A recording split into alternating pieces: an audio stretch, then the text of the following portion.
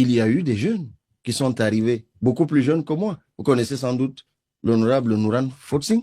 Je pense que ce n'est pas forcément l'exemple à citer, mais si vous voulez. Ah non, non, non, non, non. En termes de jeunesse, elle est jeune, elle a été élue, elle s'est battue, elle a battu campagne admirablement. Mais si vous voulez qu'on vous pouvez avoir des choses à lui reprocher. Non, mais c'est une jeune dame qui a osé et qui a été élue. Et c'est une jeune dame qui a aussi malheureusement fait croire. Parce que vous allez me trouver devant vous. Ok, c'est aussi une jeune dame qui a malheureusement fait croire à beaucoup de jeunes qui, comme moi, au moment de son élection, croyaient en la jeunesse. Elle a finalement réussi à faire croire aux gens qu'être jeune, c'est avoir un handicap au Cameroun. Parce que pour certains actes qui, malheureusement, n'auraient peut-être pas été posés par des aînés, je trouve quand même que c'est déplorable. Comme quoi? Elle nous a desservi. On ne peut pas être député de la nation et vendre les produits éclaircissants, par exemple.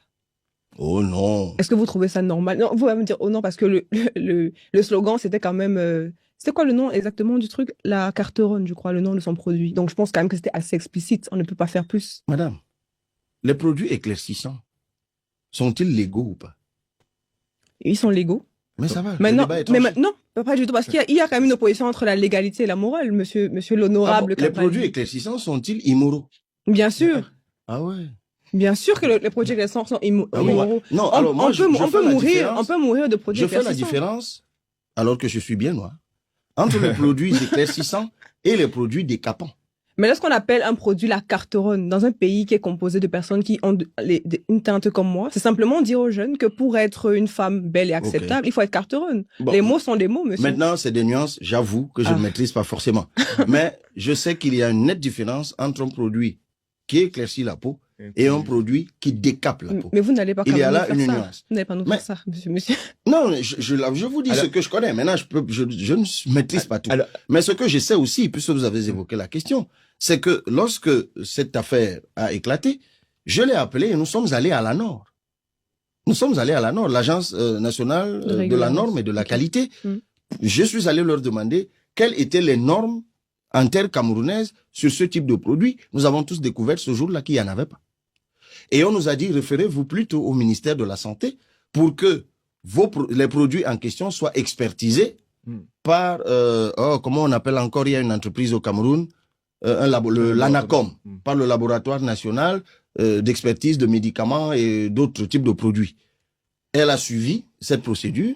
Ces produits sont allés au laboratoire national dédié, comme l'avait demandé le ministre de la Santé, et au bout, elle a reçu tous les certificats. Mais en fait, là, monsieur, on questionne pas la légalité, on questionne ici la moralité. Vous pouvez pas me dire que parce que quelque chose est accepté, cela veut dire que forcément, on doit se dire que c'est bon. On ne peut pas dire aux jeunes femmes qu'on représente, décapez-vous la peau. Ce débat, à partir du moment où on évacue le débat de la légalité, on revient donc maintenant au débat. Mais c'est donc cette jeunesse-là, en fait, c'est ce que je voulais vous dire, c'est que justement, les jeunes se disent finalement, si on vote pour des jeunes qui sont censés nous représenter, nous inspirer, et qu'après, derrière, ce sont encore eux qui nous montrent finalement qu'être jeune, ça a l'air d'être un handicap, c'est compliqué après d'avoir un discours cohérent. Mais on peut aussi voir en elle, parce qu'elle ne vend pas que ces produits-là. Bon, c'est ce qui a fait le... On peut aussi voir en elle une jeune entrepreneur qui se bat pour investir au Cameroun. C'est pour ça qu'on a voté pour elle. On peut aussi voir en elle cette députée-là qui a formé des centaines de jeunes dans sa circonscription de Vouri-Est à l'élevage de poissons, du moins si vous voulez, comment on appelle encore toutes les activités... La pisciculture. À la pisciculture.